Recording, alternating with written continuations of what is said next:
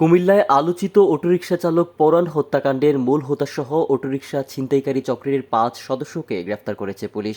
এ সময় তাদের কাছ থেকে বিপুল পরিমাণ অটোরিকশার যন্ত্রাংশসহ ৭টি অটোরিকশা উদ্ধার করা হয়। মঙ্গলবার দুপুরে জেলা পুলিশ সুপারের কার্যালয়ে এক সংবাদ সম্মেলনে এসব তথ্য জানান police super Abdul Mannan. Police super Abdul Mannan জানান, গত ১৭ মে শুক্রবার কুমিল্লা নগরীর টিক্কারচর এলাকায় অটোরিকশা ড্রাইভার পরাণ অটোরিকশা সহ নিখোঁজ হন। পরবর্তীতে সদর দক্ষিণ এলাকার হরাতলি এলাকায় মহাসড়কে পিষ্ট অবস্থায় পরাণের মৃতদেহ উদ্ধার করা হয়। এই ঘটনায় পরাণের স্ত্রী বাদী হয়ে কোতোয়ালি থানায় মামলা দায়ের করেন। এই মামলার সূত্র ধরে পুলিশ জানতে পারে, গত কিছুদিন ধরে কুমিল্লা মহানগরী সহ সদর দক্ষিণ বড়িচুং থানা এলাকায় একটি চক্র প্রায় একই রকম বেশ কয়েকটি ঘটনা ঘটায়। পরে পুলিশ অভিযানে পরাণ হত্যাকাণ্ডের জড়িত জাবেদকে গত ২৭ মে কুমিল্লা নগরীর গোবিন্দপুর এলাকা থেকে গ্রেফতার করে। জাবেদের দেয়া তথ্য মতে আরও ২ আসামি শরীফ ও রুবেলকে গ্রেফতার করতে সক্ষম হয়। পরে চৌদ্দগ্রাম থানার শুভপুর ইউনিয়নের গোবিন্দপুর গ্রামের আমির হোসেনের গ্যারেজে অভিযান চালিয়ে ৭টি অটোরিকশা, ৪টি অটোরিকশার ব্যাটারি এবং বেশ কিছু অটোরিকশার যন্ত্রাংশ উদ্ধার করা হয়। গ্যারেজ মালিক আমির হোসেন এবং তার সহযোগী সোহাগ মিয়াকে জিজ্ঞাসাবাদে জানা যায়, তারা দীর্ঘদিন যাবৎ চোরাই অটোরিকশা কিনে তাৎক্ষণিকভাবে রংসহ নানা রকম পরিবর্তন ঘটিয়ে অন্যত্র বিক্রি করে আসছে। তারা দীর্ঘদিন যাবৎ সন্ধ্যায় মহানগরী সহ আশপাশের এলাকা হতে কৌশলে অটোরিকশা ভাড়া নিয়ে থাকে।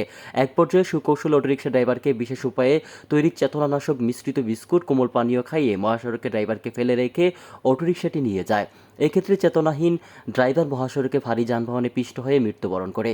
জিজ্ঞাসাবাদে চক্রটি বেশ কয়েকটি ঘটনায় জড়িত থাকার কথা স্বীকার করে।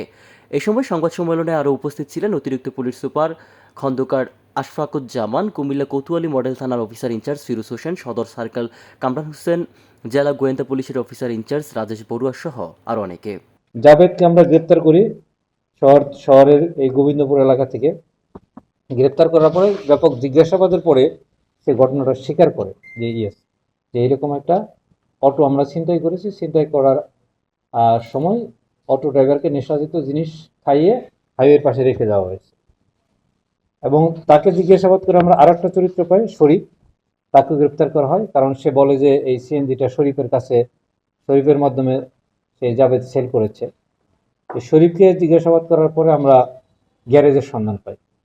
গ্যারেজ মালিক এবং মালিকের সহযোগী দুজনকে আমরা চৌদ্দগ্রামের শুভপুর ইউনিয়নের গোবিন্দপুর এলাকা থেকে গ্রেপ্তার করি। গ্যারেজের মালিক আমির হোসেন এবং তার সহযোগী সোহাগ মিয়া।